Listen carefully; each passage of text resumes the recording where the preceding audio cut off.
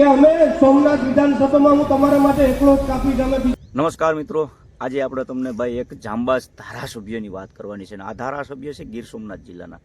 હવે પક્ષ તો ગમે હોય, પક્ષને આપણે કંઈ અહીંયા લેવા દેવા નથી, પણ ખરેખર તો મિત્રો જે આવા મુંહતોડ જવાબ જે આપે છે ને, એ ખરેખર ધારાસભ્યને મિત્રો વંદન છે. કેમ કે દરેક પક્ષમાં જો કોઈ પણ આવા ધારાસભ્ય હોય તો લોકોના હિત માટે અને લોકો માટે થઈને સારા કામ થઈ શકે છે. આજે વિમલ ચુડાસમાએ જે જગદીશભાઈ વિશ્વકર્મા છે ને, એને મિત્રો મૂળતોડ જવાબ આપ્યો છે. કેમ કે અત્યારે સ્વરાજની ચૂંટણી ચાલુ છે, ગ્રામ પંચાયતને જિલ્લા પંચાયતની. આ જિલ્લા પંચાયતને અને ગ્રામ પંચાયતની ચૂંટણીને લઈને ઠેર ઠેર મિટિંગોનું આયોજન કરવામાં આવે છે, સભાનું આયોજન કરવામાં આવે છે, અને લોકો ઘણી જગ્યા ઉપર ડોર ટુ ડોર પણ પ્રચાર કરતા હોય છે.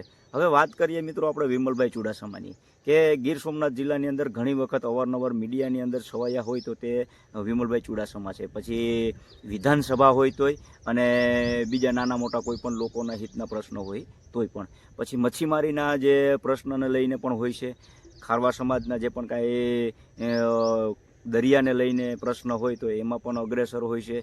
અને ઘણા પ્રશ્ન એને જે આપણે વિધાનસભામાં પણ ઉઠાવ્યા છે, જેના હિસાબે ભાજપ સરકાર પણ મિત્રો ક્યાંક ને ક્યાંક હલબલી ગઈ છે.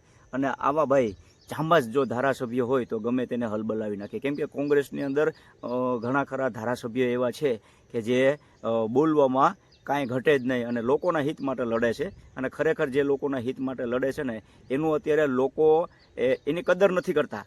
પણ ખરેખર તો મિત્રો જે લોકો નથી કંઈ કરતા અને જે વાહ કરે છે અને જે પણ કાંઈ એક મારીને બે ગણાવે છે ને, એની પ્રત્યે અત્યારે લોકો વાહવાહી કરવા બાંધી ગયા છે. એટલે આ ચૂંટણીનો માહોલ છે ને, ચૂંટણીના માહોલની અંદર જગદીશ વિશ્વકર્માને મુંહ તોડ જવાબ આપ્યો હોય તો આપણા ગીરના સિંહ ગણાતા વિમલભાઈ ચુડાસમાએ.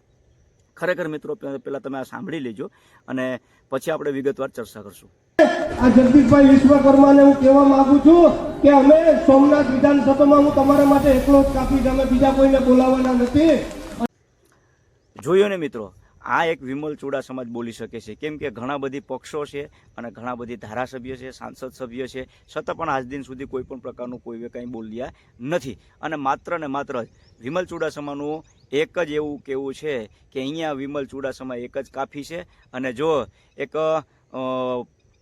જગદીશ વિશ્વકર્માને જો અહીંયા ગીર સોમનાથની જો ચૂંટણી લડવા માટે થઈ અને ગીર સોમનાથ જે છે એની અંદર જે અત્યારે ભાજપનો પ્રચાર કરવા માટે થઈ અને જો જગદીશ વિશ્વકર્માને આવવું પડતું હોય તો એક વિચાર કરી લો કે વિમલ ચુડાસમા કેવડી તાકાત હશે, આ વિમલ ચુડાસમામાં કેટલી તાકાત હશે.